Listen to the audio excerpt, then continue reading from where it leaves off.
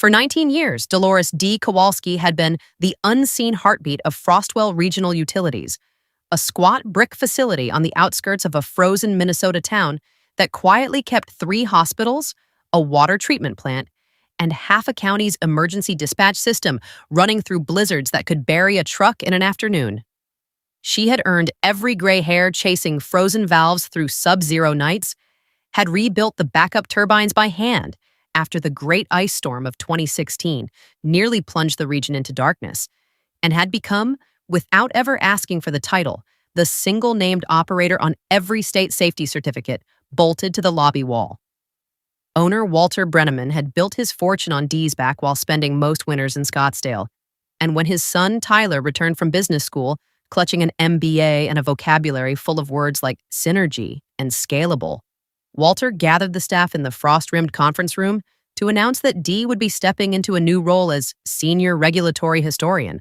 a title so hollow it might as well have been carved from ice itself. Tyler, dressed in a cashmere sweater that had clearly never seen a boiler room, informed the stunned staff that he intended to modernize the thermal envelope and streamline redundant testing protocols, phrases that made Dee's old friend and lead technician Marcus Odom visibly wince from across the table.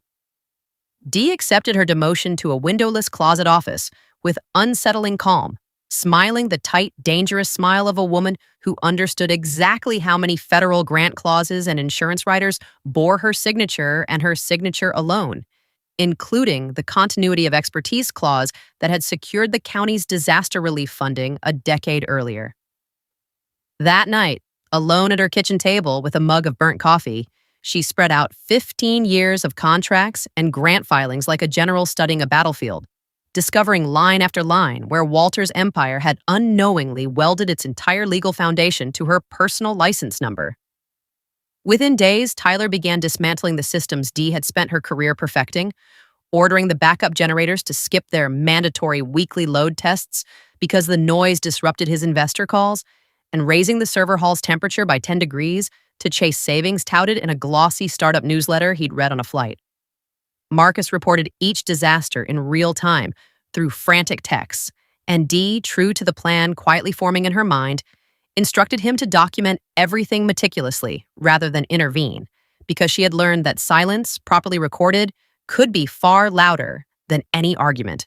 When Tyler impulsively fired the certified fire suppression contractor to save money and replaced them with a general handyman service run by his college roommate, Dee recognized her opening and placed a calm, deliberate phone call to Frank Delacroix, the facilities director at St. Agnes Hospital, casually mentioning that she would no longer be verifying the safety alerts now that she'd been reassigned to paperwork. Frank's voice went cold and serious in an instant, and within an hour, Dee received a text from an unfamiliar number belonging to Priya Chandran, an investment director building a brand new redundant data and utility hub 12 miles away, who wanted to know bluntly whether Dee might be interested in a very different kind of Tuesday morning. On the day of Freneman Utilities' big investor showcase, with venture capitalists in crisp blazers filling the conference room and Tyler nervously clicking through a slideshow titled "The Future is Frictionless," the heavy steel doors swung open to reveal a state safety inspector flanked by Frank and a process server carrying a thick folder of breach notices.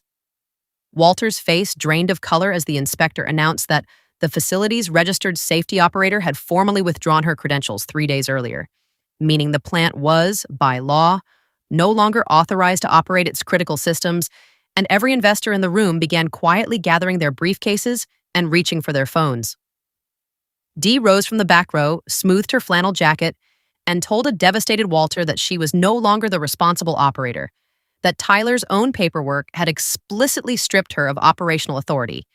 and that pretending otherwise now would constitute fraud she simply wasn't willing to commit for a man who had tried to erase her. She walked out past the humming, overheating servers one final time, collected her cardboard box of 19 years' belongings from her locker, and drove straight to Priya's gleaming new facility, where Marcus and 2 other loyal staffers were already waiting with their own boxes and wide, relieved grins, ready to build something new together from the wreckage. 6 months later, Dee sits in the control room of Meridian Systems, watching rows of brand new servers hum in a perfectly calibrated 68 degrees while Marcus, promoted to floor supervisor, jokes with the new interns about the legendary week Freneman Utilities lost every major client in a single catastrophic morning. Walter's company folded into bankruptcy proceedings within the year, and Tyler now posts motivational videos online about resilience to an audience of a few dozen bemused strangers. If you enjoyed watching a woman quietly outsmart the people who underestimated her, please subscribe to our channel and share this video with your friends and family. We create entertaining and inspiring stories for our viewers, and your support helps us continue making great content for you.